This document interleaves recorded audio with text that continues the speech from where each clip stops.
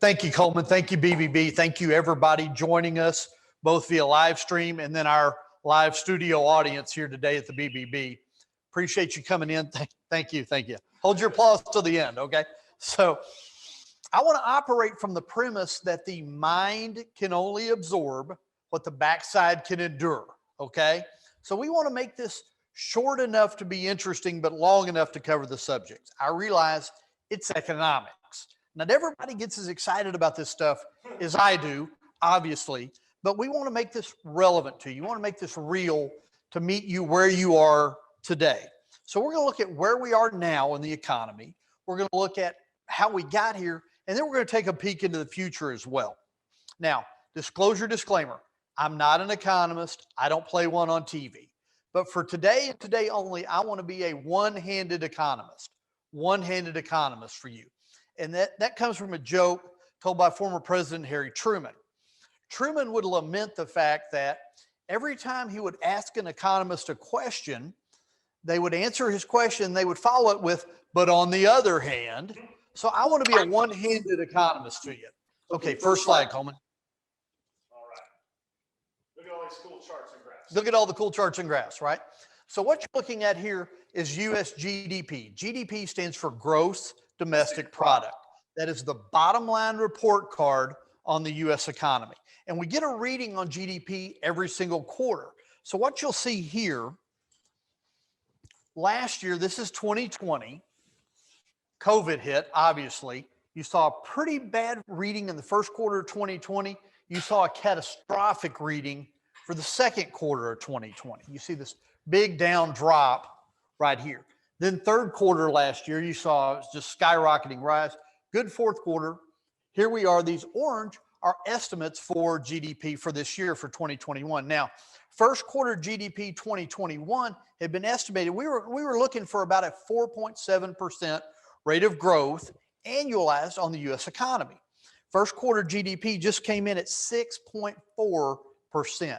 We blew that estimate out of the water. That is a smoking hot reading for GDP. That is really, really solid. We'll take that all day long.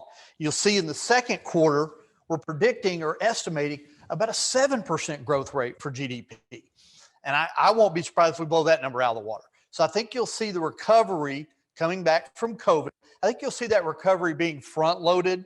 I think it will grow and then it'll start to kind of taper off, okay?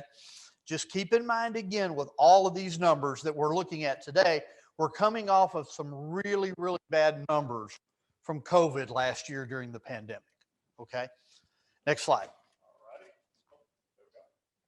So in between report cards, in between GDP reports, there's some things we can look at that are pretty good indicators of how the economy's doing. Just as anecdotal, I guess. One such indicator we use are total pickup truck sales. What you'll find is that when pickup truck sales are increasing, the economy's doing well. When pickup truck sales go down, the economy tends to struggle. This blue line you see are total U.S. pickup truck sales. Those gray bars that you see running horizontally, those are recessions. And this will kind of tell the tale. You see, as pickup truck sales decline, notice what follows typically, a recession, okay? So this is a really good economic indicator that we can use. One that I use personally, I have a client, long-term client, that's a forklift dealer, sells forklifts. When I want to know what's going on with the economy, I don't cut on the TV, I call him. Hey, how's business? Because when companies are buying forklifts, the economy tends to be expanding. When people quit buying forklifts, the economy tends to struggle. Pretty good indicator. Next slide. This is a great indicator. This is called the CAB index, C-A-B, Chemical Activity Barometer Index. So the CAB index is a composite index which comprises indicators drawn from a range of chemicals and sectors, including chlorine, other alkalis, pigments, plastic resins, and other selected basic industrial chemicals. We're an industrialized economy in the United States. Industrialized economies consume chemicals. According to the American Chemistry Council, the CAB index, this index that you see, has historically led recessions by 2 to 14 months with an average lead of 8 months. So this is a really good early warning sign for recessions. This blue line that you'll see, that's the actual CAB index. The orange line is what we call a moving average. That's a longer term moving average. And what you'll see, we want everything, we want the blue line above the orange. We want everything above the orange line. When you see an intersection here, like we did in 73, I'll even go back to 91 or even 2000, you'll see where those indicators cross, where the CAB index dips below its moving average. That's a really, really good indicator that a recession is imminent. This is a really good early warning sign for recessions that we use. Okay, so question, what's the recent one here? March of 2021. Yeah, you saw it. You saw those indicators cross and you saw that big, big drop in the CAB index. Right before that happened, you saw those indicators cross telling you troubles on the horizon. This was the recent, this was the COVID recession. Okay. Let's talk about manufacturing. Okay. The ISM up here stands for this is the Institute for Supply Management Manufacturing Index. These are your producers in the economy. We're going to talk about consumers in a second. These are your producers, okay? So what you're looking at, kind of ignore you can really look at them both because they're about the same. So what you see here is the ISM Manufacturing Index at the end of March was 68. That is a really, really good reading. Any indication here, any reading above 50 indicates that the economy is growing. Any reading below 50 indicates that the economy is contracting. So 68, as you see on the chart, is a really, really strong number. Very strong, but we're experiencing some significant supply chain issues. COVID, snowmageddon, container ships run aground, China, cyber attacks, name it. We're seeing some really big supply chain issues. There continues to be a pretty wide gulf between production and consumption size of the U.S. economy. We're going to talk about more of that in just a second. So this is manufacturing. This is building stuff, right? Let's talk about the consumer. We're talking about producers. Let's talk about the consumer. So the U.S. consumer is about 2/3 of the economy. The consumer is really, really important. And what you'll see here is a consumer confidence index. In other words, when consumers feel good, when they're confident, the economy tends to do really well. They buy stuff. They buy goods and services. The economy does well. When consumers begin to get fearful or lose that confidence, generally a recession, and you see the last two, are not far behind. So this orange line is the consumer confidence. The gray bars, of course, again, are recessions. Notice what happened before 2008 financial crisis. Notice what happened last year. Consumer confidence plummeted right before that recession. Good indicator, okay? Now, confidence is improving, but we're nowhere near where we were last year. And it's going to be interesting as we look at these slides that you'll see that everything else has improved back above pre-COVID levels, GDP, other things, the stock market, but you haven't seen consumer confidence recover that much. This is your cue to ask, why, Lance? Okay. Why? Okay. I believe, and I think we're going to prove that out, the consumer's worried about stuff like inflation. Okay. And inflation's kind of tricky. For consumers and producers, manufacturers alike, I think inflation can become a self-fulfilling prophecy. If you're needing to buy a good or a service in the future, and you believe that either A, that good or that service is going to be in scarce supply, or B, you believe the cost of that good or service is going to be substantially higher, what do you typically try to do? You stock up, you stockpile. Go back to last year, okay? Consumers, for God only knows, whatever reason, everybody became concerned, I would say paranoid, that we were going to have a shortage of toilet paper, right? Everybody remember that? So we're going to have a shortage of toilet paper. So what must we do? So everybody, and buy it up.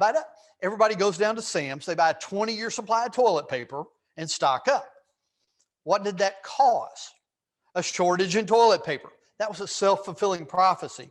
And I think you're seeing some of that a little bit in with our inflation numbers now, as you're seeing some hoarding and stockpiling of raw materials and other things, okay? Now, the reason we're all here, let's talk about the 1,200-pound gorilla on steroids in the room, and that's going to be inflation. And harken back to our junior high economics days, economics class in junior high that we all slept through, we were given a really good working definition of inflation, and I want to use that here today. Inflation can be defined as too many dollars chasing too few goods. Too many dollars chasing too few goods. What you're seeing here, and we'll use the blue line. The blue line is total CPI. CPI stands for Consumer Price Index, Consumer Price Index. That tells us how fast prices for the consumer out in the economy are rising or falling, okay? Consumer Price Index. We'll use the total because it includes food and energy, and we all have to have food and energy. Now, these are February 2021 readings, okay? So we're gonna talk more about that in just a second, but this will tell us how fast prices are rising and falling. For February, your blue line, you'll see that Consumer Price Index inflation for February of this year of 2021 came in at 1.7% annualized. It's pretty tame. We can live with 1.7%. That's below the Federal Reserve's, the Fed's target of 2%, okay? That was February. Fast forward to May of this year. In May, CPI, Consumer Price Index, the measure of inflation, rose by 5% annualized. That's a big, big number. That May CPI was the highest reading since you see this big mountain chart here, back before the financial crisis in 2008. A lot of you may remember that during 2008, early part, about halfway through 2008, oil had gotten over $150 a barrel. That was really making those inflation readings back early 2008 pretty hot. This reading we had in May was the highest since then, okay? For April, I don't have May's readings yet, but for April, producer prices rose 6.2% year over year. That's big. That was the highest producer price index reading since the early 1980s. Everybody remember Paul Volcker, okay? So you're seeing inflation spike up really fast, a lot, really quickly. And our friends at the Federal Reserve tell us that they believe that inflation is, quote unquote, transitory, that this is temporary, this too shall pass. We'll see. We'll see. We'll see. Let's talk about how we got here on inflation, all right? What you're going to see here in this kind of a mountain chart here are debt, especially the size and growth of the U.S. debt market, debt. So the government, consumers, companies, corporations love to spend money, then they love to borrow money so they can spend more money, all right? Look in this gray box I want to show you. Since the end of 2007, which was right before the financial crisis in 08-09, since the end of 2007, U.S. Treasury bonds, that's going to be government debt, has increased 279%. Corporate debt, investment grade corporate debt, has increased 235%. Mortgages have increased 82%. Junk bonds have increased 109%. Senior loans have increased 118%. We love to spend and borrow. That's reflected on this chart. And you'll look and you'll see a lot of this big run up, upper right of our chart here, shows fiscal and monetary response to COVID-19 last year. So money printing is alive and well. M2 money supply, which is basically liquid cash and cash equivalents out in the economy, flowing through the economy. M2 money supply is up over 30% since last April. Money printing is alive and well. Borrowing, good night, borrowing is alive and well. Too many dollars, too many dollars. We're going to look at the Fed's balance sheet here in a second. That'll blow your mind. Too many dollars. This is called the Fed funds rate, okay? What you'll see here, the blue line in the chart, you see again the gray bars are recessions. The blue line is the federal funds rate, federal funds target rate. This is in essence bank lending, the interest rate that banks charge one another to borrow money. And you'll see bottom right of the screen there that the current federal funds target rate is at 0.25%, very, very near zero, all right? Now this particular interest rate, this is a rate that the Fed controls pretty much directly. These low rates you're seeing are helping to drive up, in my opinion, helping to drive up the debt levels we saw on the previous slide. Now, this can be very stimulative to the economy as it encourages borrowing, but it could also lead to excess borrowing and inflation. Next slide. This is the 10-year U.S. Treasury bond yield, the interest rate that it pays on the 10-year U.S. Treasury yield. The 10-year Treasury is a benchmark interest rate that we use in the economy, okay? So you'll see out here through the end of March, again, I don't have second quarter data because second quarter is not over with. So most of the data on the slides is going to be from March, first quarter. So you'll see that we finished March with a yield on the 10-year Treasury of 1.74%. In other words, if you loaned your money to the government and wanted to buy a 10-year Treasury bond, the U.S. government would have paid you 1.74% per year, every year for 10 years on your money. That's the yield on the 10-year Treasury. I say that's a benchmark. That's a benchmark we use for things like mortgages. So a 30-year mortgage, for example, will generally be 1.75% above what the 10-year Treasury yield is. So if you had done a 30-year mortgage back when this slide was printed March 31, 10-year Treasury was about 1.75.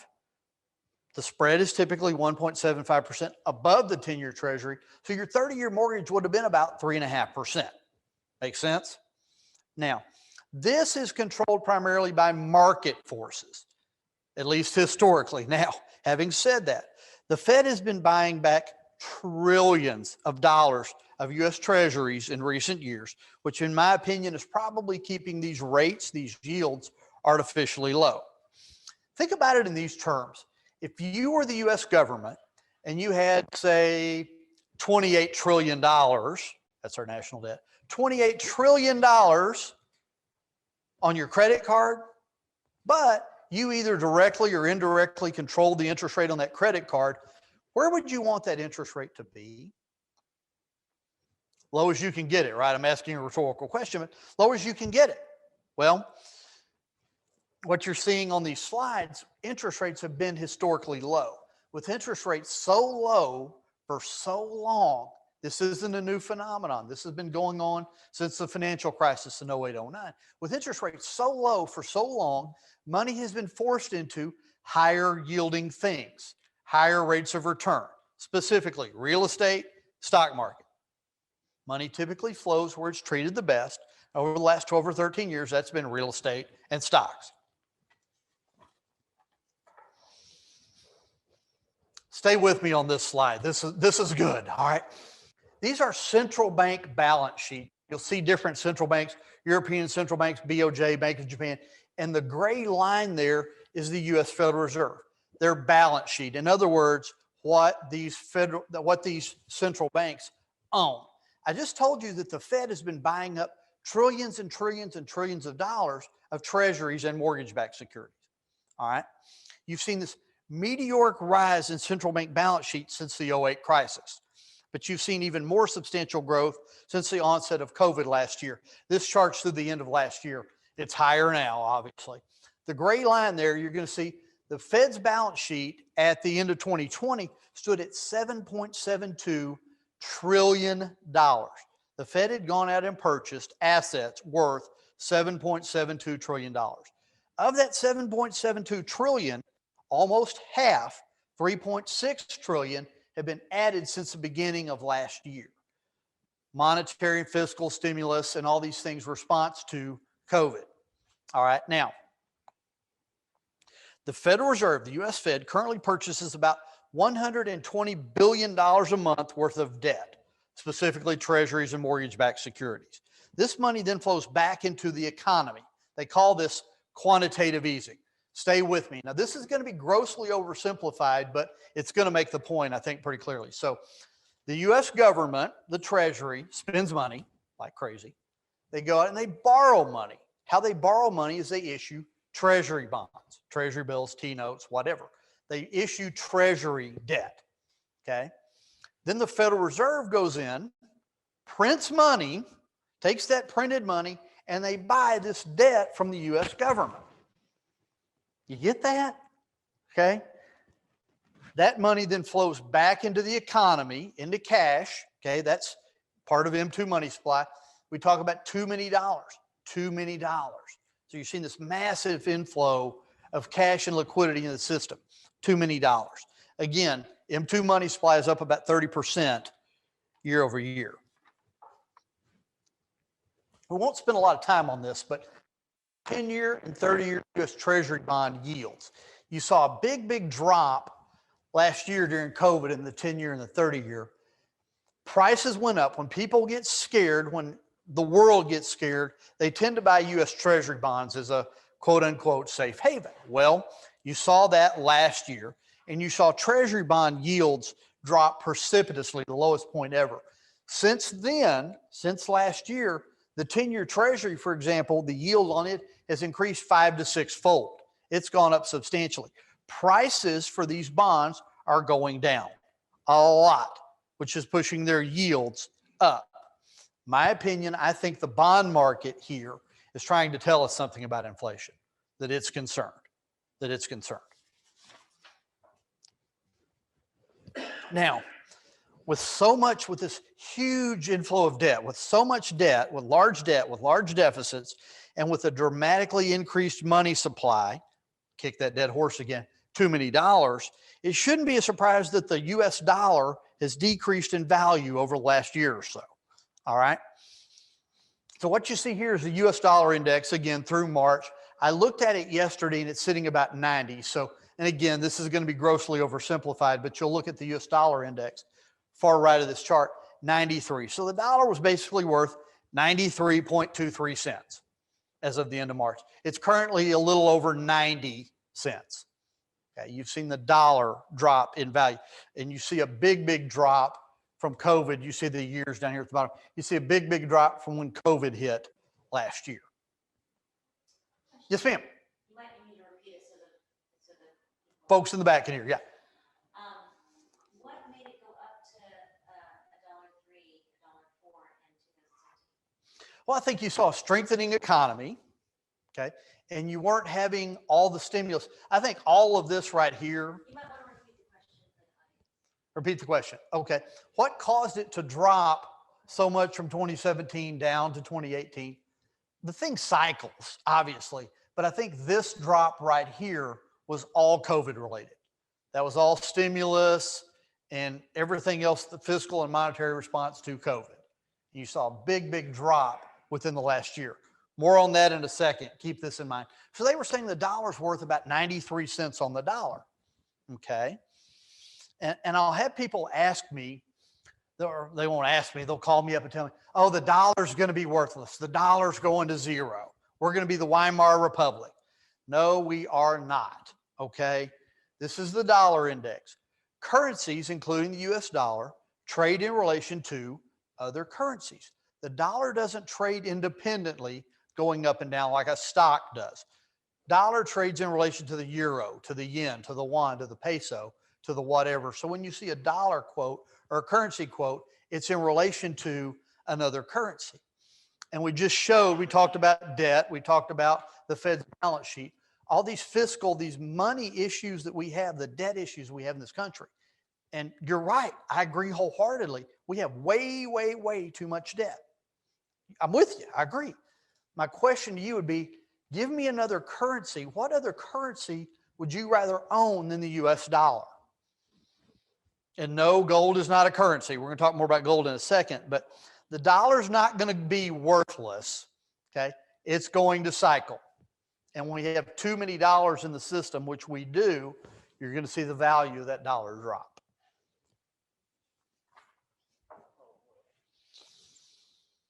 This is a chart on commodities, specifically gold and oil. Both of these are March numbers. They're higher now. West Texas Intermediate crude oil, a little over $70 a barrel currently, okay? And gold's about $1,900 an ounce-ish, give or take, okay? So you've seen those prices increase, but I want to talk to you specifically, or not specifically about gold and oil, but about commodities just in general, okay? Have you priced lumber recently? Have you filled up your gas tank, okay? Lumber prices, get this, lumber prices are up over 300% since April of last year.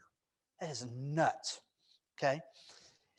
Anything that is built or manufactured requires raw materials like commodities, okay? And I'm going to say this falls under the too few goods part of our inflation definition. We've talked a lot about too many dollars. I think this is going to fall under too few goods, all right? Demand has increased as the US and global economies recover from COVID, as things have reopened. There was a ton of pent-up demand. As the economy started to reopen, demand was there immediately. As soon as the economy reopened, demand for goods and services skyrocketed. The supply chain could not keep up, okay? And you're seeing that. So as demand has increased, the supply of goods has not been able to keep up with rising demand, in the near term at least. This is causing these prices, the prices of things you see and things you buy, to go up, okay? Car lots, good example. Car lots cannot get they can't get new cars because they can't get microchips for the cars. I was driving down the loop the other day and I drove past classic Toyota. That parking lot is a ghost town. They can't get cars. Well, no new cars being available has driven up the prices of used cars. All right. This is inflationary. In fact, I just told you CPI came in for May at 5%. Okay. 1/3 of that price increase in May was due to used cars. That's how big of a jump that's been.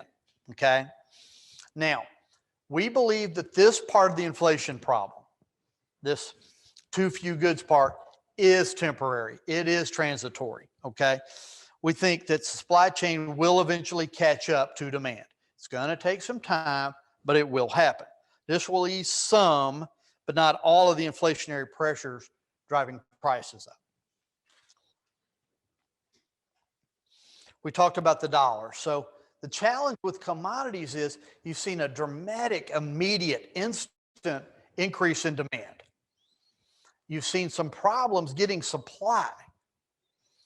And you've also seen a weakening US dollar. I love this chart. So the blue mountain is a commodities index. The green line is the US dollar index. What happens historically is these two are inverse. Coleman and I were talking about this earlier. They're inverse. Imagine a kid or kids on a seesaw. One end goes up, one end goes down, right? So as the dollar has dropped in value, commodity prices have gone up. So in addition to the supply and demand issues, you've also got the dollar weighing on the prices of commodities.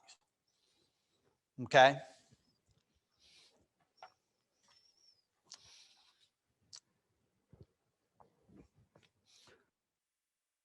Going to a retail store, what do you see? Help wanted signs, right? Now hiring signs everywhere, okay? There's currently a labor shortage in this country right now, okay? Employers have positions, specifically 8.1 million of them. Employers have positions that they can't fill right now, okay? The U.S. economy still needs to add 8 million jobs just to catch up to pre-employment or pre-COVID employment levels from last year, all right? And employers are having to pay higher wages to lure employees. In some cases, these employers are competing with unemployment benefits, okay? This is inflationary, and this may not be transitory. These businesses will have to raise their prices even more to compensate for these higher labor costs, okay? This part of the inflation equation may be with us a while, unfortunately. And currently unemployment came in, I think I saw that last week, at 5.8%, which is pretty good unemployment. We'll take that. And I think that will continue to drop as a lot of these vacant positions, a lot of these open jobs in the economy get filled. So unemployment should start to look better and better. Welcome to the business cycle. We are here, all right? We're in phase 3. We're in the expansion part of the business cycle. And I want to look, we've circled it there. I want to look specifically at these returns for a second. So go to the second one down in the blue. Look at the S&P 500. So from March of last year, right at the tail end of the COVID crash, from March of last year to March of this year, the S&P 500, which is the stock market basically, has gone up 56.35%. That has been a huge move quickly. And we're up higher than that since March. We're hitting record highs seemingly every day, okay? So last year, Go back to from about Valentine's Day last year until about May the 23rd, or March 23rd. That 5-week period, the stock market, the S&P, dropped 38% when COVID hit. Okay, that's the biggest, fastest drop that I think I can remember, and I've been doing this almost 24 years. All right, that was a big, big drop. Since then, you've seen a big, big recovery in the stock market. Look at one line above that. Look at commodity prices. So the market's gone up 56%. Commodities have gone up 151%. Supply, demand, dollar, all these things. So it's no wonder that commodity prices have contributed to inflation. I think that's pretty clear. So with the barrage, and I mean, we do get bombarded with the barrage of ads that we see and hear, you can imagine the number of times somebody asked me, well, what about gold? Okay. So here's some average annual returns for almost 50 years. So from 1973 to 2019, that's about 46 years. You see average annual returns for, they're going to call them equities here. You see, that's another name for stocks. That's the stock markets. So over that 46-year time frame, equities have averaged about 10.46, almost 10.5% per year, average annual return. U.S. Treasury bonds have averaged 6.62% with a lot less risk. Gold has averaged 6.87% year over year over 46 years. Okay, that's not much better than treasuries. And you're taking a lot more risk to get there. Now, I'm not beating up on gold. In defense of gold, gold tends to outperform when you have negative real interest rates. In other words, when interest rates are below where inflation is, like it is now, when interest rates are below inflation, those are negative real interest rates. That's what you're having. And that's one of the reasons why you're seeing gold outperform so much recently.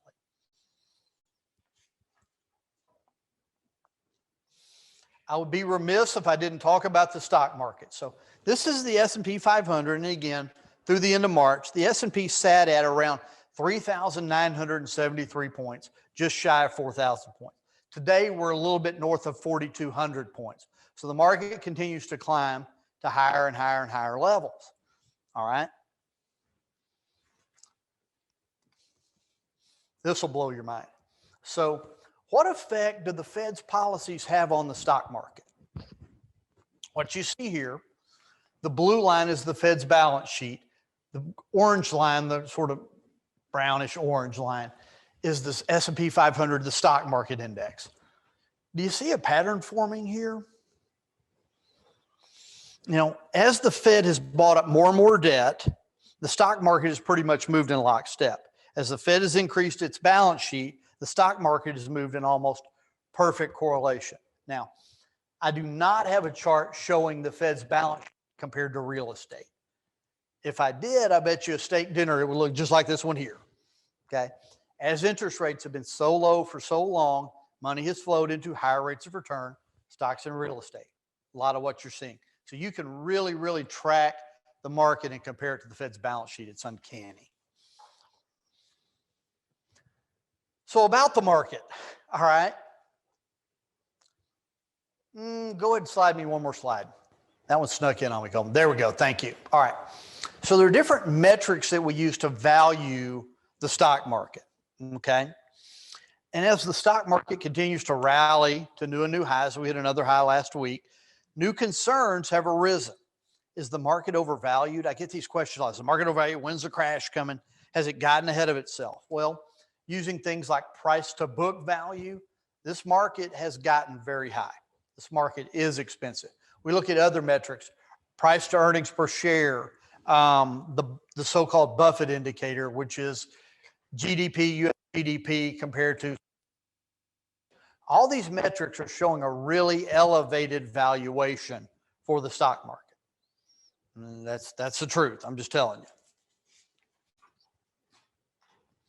However, having said that, on the other hand, corporate earnings, profits have been spectacular recently, especially when compared to pandemic levels last year. So EPS, this is S&P 500, the stock market. EPS stands for earnings per share. Just like GDP is the bottom line report card on the U.S. economy, EPS, earnings per share, is a really good report card for stocks, for U.S. publicly traded companies, okay? That's their report card. All right. Now, you've seen earnings, and we'll see that on the next slide. You've seen earnings grow really, really nicely. Not only are earnings growing, but the E that you see here under 2021, 2022, those are expectations. Those are earnings estimates or expectations. Those estimates, those expectations for earnings continue to climb. Not only do they continue to climb, but companies are continuing to exceed and beat those expectations. If corporate earnings or profits continue to grow, that could help the market maintain or even grow its valuations until something stops this trend. This is a little dashboard that I use. First quarter 2021, you'll see that 78% of companies in the S&P 500 beat their revenue estimates. 87% beat their earnings estimate. They exceeded what we were expecting. And those expectations kept rising. So first quarter 2021 earnings were up over 50% from first quarter 2020. All right. It stands to reason we just showed that the S&P 500 was up 56%. Well, if their earnings were up over 50%, stands to reason that the market could be up 56%, right? Okay. Now, that's pretty amazing. Again, keep in mind that we're coming off of COVID levels. Okay. So quarter two and quarter three earnings this year or last year during the pandemic were absolutely abysmal. They were terrible, terrible earnings reports. Well, it's not going to be hard to beat those expectations. If your kid brings home a D- or an F on his report card, Coleman smiling, he probably had a few of these. If your kid brings home a D- or an F on his report card, how hard is it going to be to show improvement, right? So it won't be hard to beat these earnings estimates, at least for a little while going forward. Last slide, and I'll close with this. I know this is a busy slide. We call this tradecraft in the industry. We call this the periodic table of investment returns. I'll break it down to this. Every little colored box, every color signifies a different sector or department in the stock market. Just like you've got departments in a grocery store. So you walk in the grocery store, you've got produce, you got dairy, you got grocery, you got bakery, you got deli, you got pharmacy. You got all these different departments. You've got different departments in the stock market. That top line goes from 2003 to, I think that's 2020. Yeah, through 2020. And that shows the top performing sector or department in the stock market. And you'll notice you seldom, if ever, have the same winner 2 years in a row. It happens, but it's rare. And this is just making a case for diversification because you don't know in 2021 what the top performing department or sector is going to be. A mistake that I see investors, they want to put all their money in whatever did the best last year. In my mind, that's the equivalent of betting on the horse that won the last race. That horse may be tired, okay? So diversify, diversify, diversify. You saw, like for instance, in 2017, foreign, the black box, foreign investment, international investment, did pretty well. That was the second best performing thing. What was the worst performing in 18 and 19? Foreign. Where did everybody want to put their money? And what did the best? What happened? What was the result? So diversify, diversify, diversify. Thank you for your time. I'll answer questions. Ms. Michelle, do we have any questions? Really? Coleman's got a question. All right. Awesome.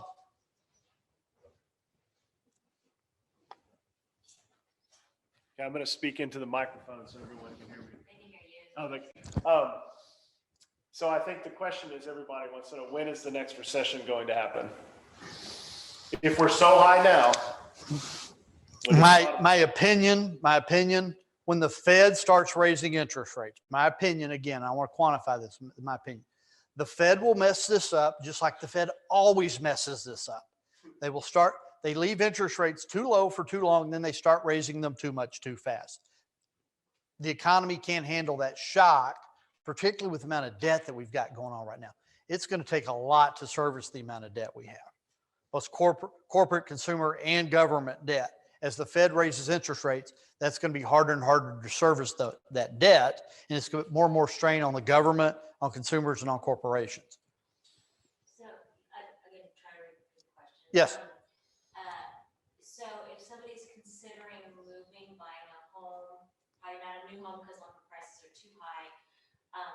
would now be, should they just really start moving on that? If they're kind of on the fence on should I buy a house or not? I think, again, my opinion.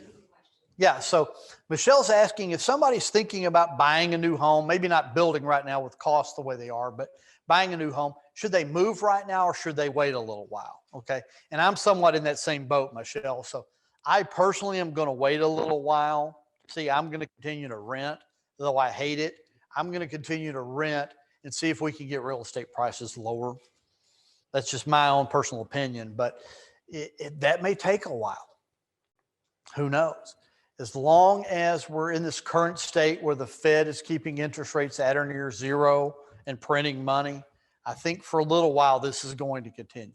So will we see interest rates raise while we see real prices lower at the same time? Will that be like our clue? Yeah, so Michelle's asking, will we see prices raised? Will we see interest rates continue to rise? Will that be will interest rates rise as prices fall? Will that kind of be our clue that something's on the horizon? Absolutely. The Fed is going to do something. They're going to telegraph this pretty well. They're going to call it tapering, which is code for we're going to print less money and buy less debt up every month. They call that tapering. That's going to be your shot across the bow, in my opinion. That's going to be your shot across the bow that something may be afoot. I think you're probably looking into 2023 at the earliest before they start actually raising interest rates. Yeah, I do. I think they're in a box. I really do. They're kind of going through the back channel on this tapering. They're doing things in the repo market and whatnot to try to drain some of that liquidity, some of that M2 money supply out of the economy because of inflation. Okay. But I don't know. On real estate, I think I would wait personally. But if you're needing to buy a house, it's going to be more expensive next month than it is this month. And that could continue for a while.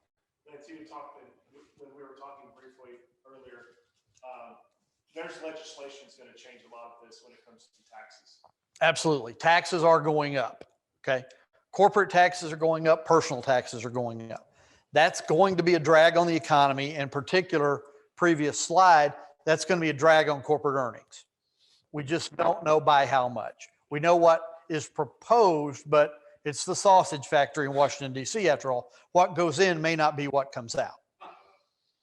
Okay. So you're going to see, thank you. Hold your applause to the end. So you're going to see that affect corporate earnings. You're going to see that affect the consumer ultimately. Okay. That will be a headwind for the economy and for the consumer. It will. But I don't think it'll be as meaningful as what the Fed does.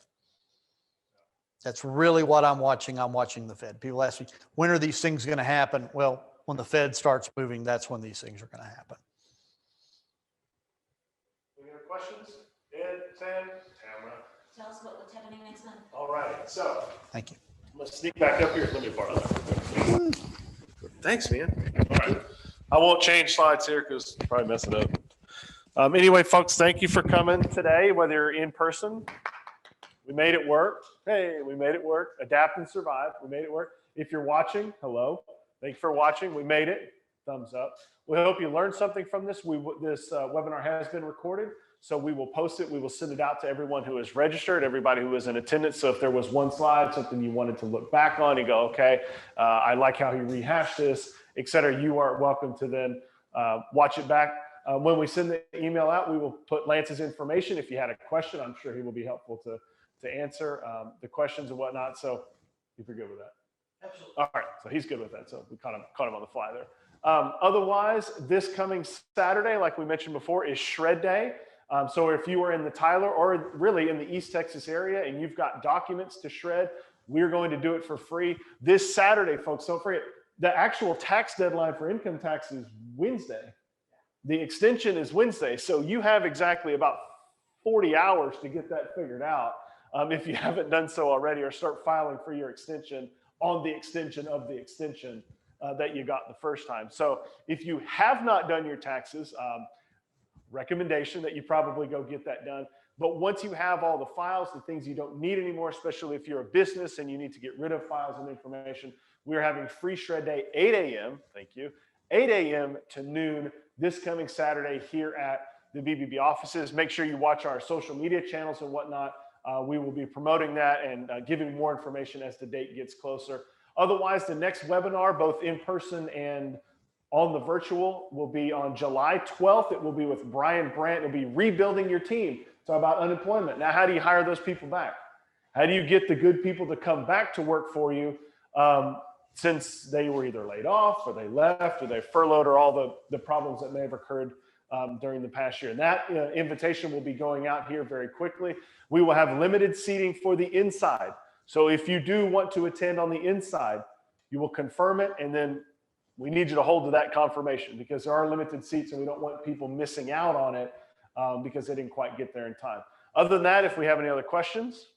Lunch is included. Here. Lunch, oh my God, free food if you're here. That ought to drive them here. Free food if you're here, if you're watching online. Free food, but it's yours. Otherwise, if we don't have any more questions, Lance, we appreciate you.